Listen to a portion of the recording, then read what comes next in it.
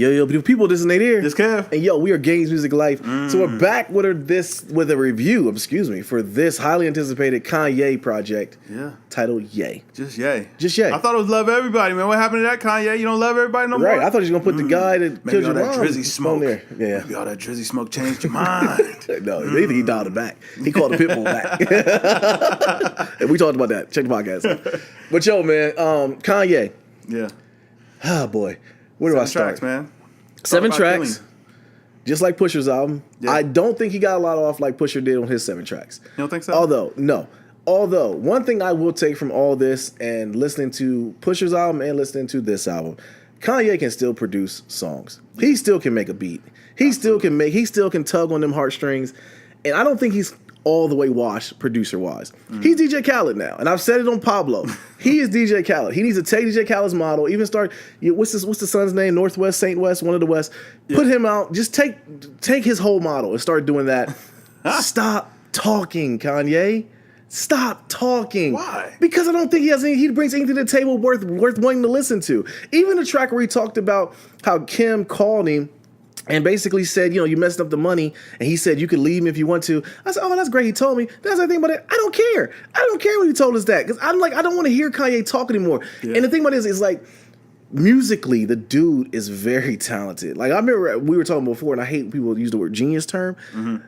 This is where I can see where people call him a genius, because he's sitting there just talking about how he loves himself more he loves you, but he thought about killing you. Yeah. And I'm holding on to it like, yo, okay, all right. And he breaks into a song and starts harmonizing with it. I'm like, that was sweet. Yeah. And I'm like, I must really like Kanye. I'm like, no, he really knows music. He can play sounds and make it sound right. But when it comes to rapping, like, I don't want to get Rhymefest back on the ticket, man. Get Cons. I saw Cons at the Wyoming thing.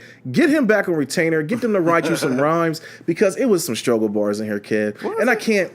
What was the struggle bars, man? Okay, I can't. That's the thing. I don't remember exactly pinpoint, but it was like, because I didn't hold on to it. I just really just bop in my head.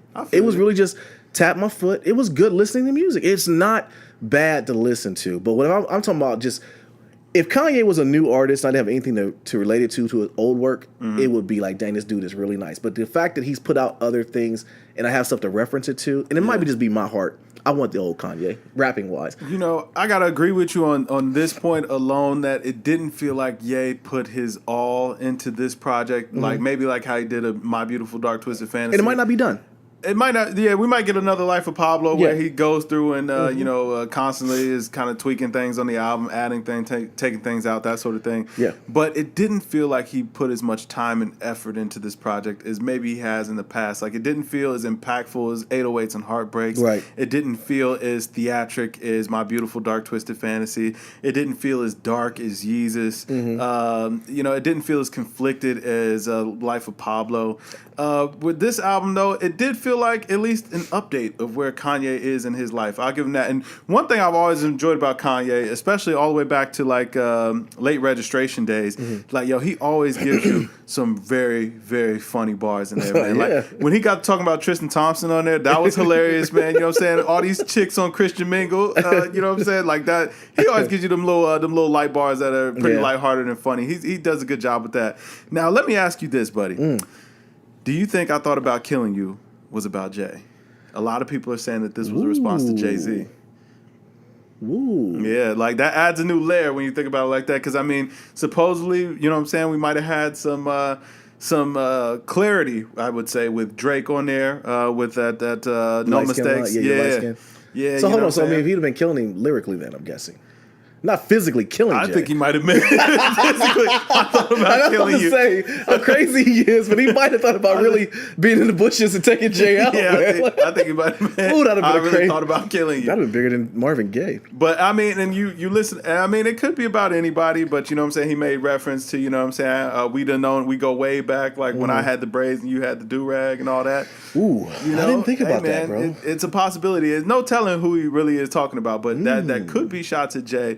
And when we really take the album and its body of work, it's like, yo, he is kind of addressing a lot of what's going on in his life right now. Some of it might be a little bit more hidden, a little bit a little bit less on the surface.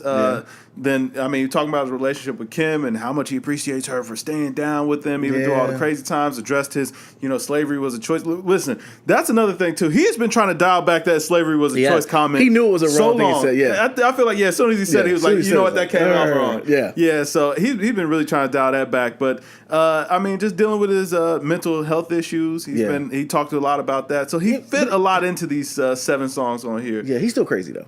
Oh, and he references that might be his greatest superpower. Oh God, right, exactly. Yeah, you like how he done that?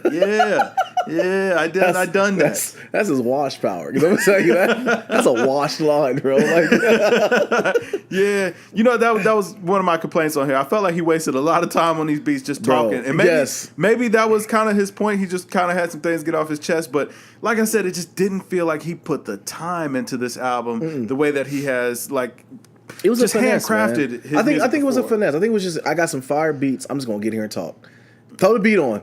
And he went in there like my man Big Shaq, man. But on the other side of that, man, you have to kind of give him props for being, he came with the raw. Like he just gave it to you the way he felt. You know what I'm saying? He was dealing with what he felt right then and there. Yeah. It wasn't like nothing on here that I feel like he was aiming for a #1 radio smash hit on here. No, not at all. You know what I'm saying? It was literally just the music he wanted to make. Yeah, I think he's just trying to get back into the groove of making music again.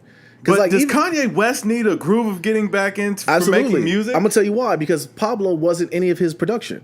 Pablo was all Rick Rubin and everybody else. It wasn't him. Yeah. Whereas this is all him now. And that's the thing about that's the silver lining in all this was between Pusha's album and this album. But his music has always been all him, man. Like when I listen to Violent Crimes, like that's a song where I hear I'm like, okay, yes, this is true to who Kanye is. Yeah. And how he feels, what he's going through right now. And his music's always been like that. But it's samples though. Just the samples give you the emotion. Yeah, that's what I'm saying. But that was where he got away from. And he got back into that soul sample. But he would do songs for other people and it would be in there. Yeah. But his own stuff he didn't. Pablo, he got away from it.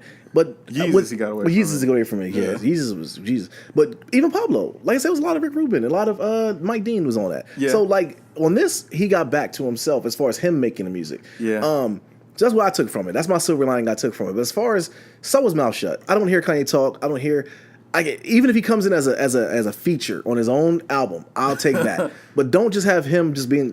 When I see a Kanye West song and just Kanye on it, I get cringy because I don't know what to expect. What do you think about the fact that they're saying that Yikes was ghostwritten by Drizzy Drake? I don't know. Just for Drake to get some smoke later on in the album. We don't want to hear. Drake is done. I don't want to hear it. Here you go. Was it rapping on Man, this is a Ye album review, man. Yeah. All right, whatever. What'd you give it, bro? Man, for this album, man, I was feeling a nice little 88. It was a decent listen. It's not Kanye's best work of all time, but it was right on par with what I expected. I didn't think it was as good as Push's album, but I thought it was solid for what it was. I mean, it wasn't but 7 tracks. You can't trip over your feet but so much. Yeah. And he did spend a lot of time just talking on this album rather than giving us any rapping. So 83 is what I gave it. Okay, you're not too far. I'm just like I said, a lot of my people as far as hit me up about it and they were talking about it, I didn't know how to feel. And 83 on the strength of just the production and just like I said, I can see where people can say Kanye is a musical genius. Just he's talking and ranting on a lot of these songs and I'm just listening. He made me laugh, had some good beats, and didn't overdo it. So but I expect more. Did you enjoy this more than Life of Pablo? Kind of.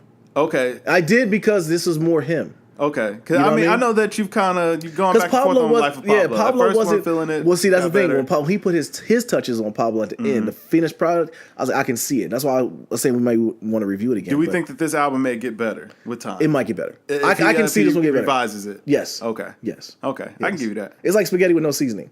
You know what I mean? Yeah. It's still spaghetti. Yeah, that's true. Add some seasoning to it, it'll be better. Are we excited for Kids See Ghosts? I'm really looking forward to that. I want to see what Cuddy's got. I like Kanye's production bag right now, and I think Cuddy can get that raw emotion. We reviewed Cuddy's last project. Cuddy was in one on that one. Yeah, so I think Cuddy's in a good space. Yeah, so we'll see. But let us know what you guys think, man. We're too high, too low. Kanye fans get in here. You want to give it 100? I want to know why. But like I said in the previous review, we get a lot of comments. Let us know what your score is. We're more interested to see what you guys think. So we go from there. But I am Nadir. This Kev. And we're Games Music Life, man. Drink more water, people. Peace. Peace. Man, yeah, Drizzy. Ghost Rider Drizzy.